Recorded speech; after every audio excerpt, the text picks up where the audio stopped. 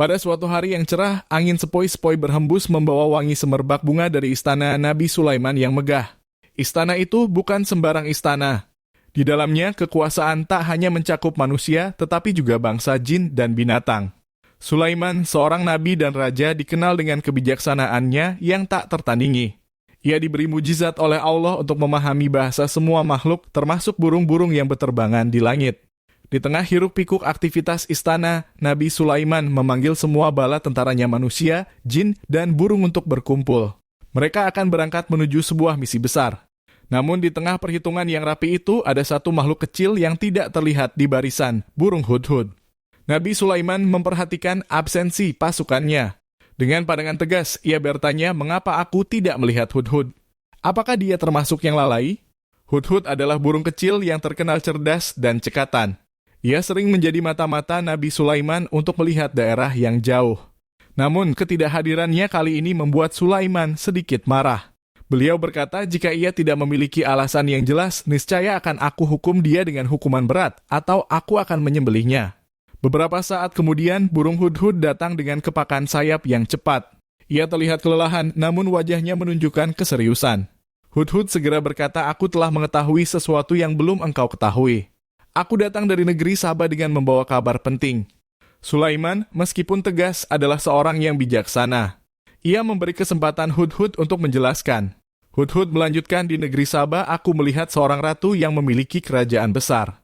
Ia memiliki singgasana yang sangat megah, tetapi mereka menyembah matahari sebagai Tuhan mereka, bukan Allah. Mendengar itu, Nabi Sulaiman berpikir sejenak.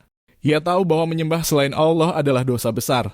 Dengan hikmahnya, ia memutuskan untuk mengirimkan surat kepada Ratu Sabah melalui Hudhud. Surat itu berisi ajakan untuk menyembah Allah yang Maha Esa. Hudhud dengan semangat terbang membawa surat itu menuju istana Ratu Sabah. Sesampainya di sana, ia menjatuhkan surat itu di hadapan sang ratu. Surat tersebut berbunyi dengan nama Allah yang Maha Pengasih lagi Maha Penyayang. Janganlah kamu berlaku sombong terhadapku dan datanglah kepadaku dengan berserah diri kepada Allah. Ratu Sabah, seorang pemimpin yang bijak, membaca surat itu dengan hati-hati. Ia terkejut dengan isi surat itu. Setelah berkonsultasi dengan para penasihatnya, ia memutuskan untuk menguji Nabi Sulaiman dengan mengirimkan hadiah-hadiah mewah. Namun, Nabi Sulaiman menolak hadiah tersebut dan menegaskan bahwa ia hanya menginginkan mereka tunduk kepada Allah. Akhirnya, Ratu Sabah memutuskan untuk menemui Nabi Sulaiman secara langsung.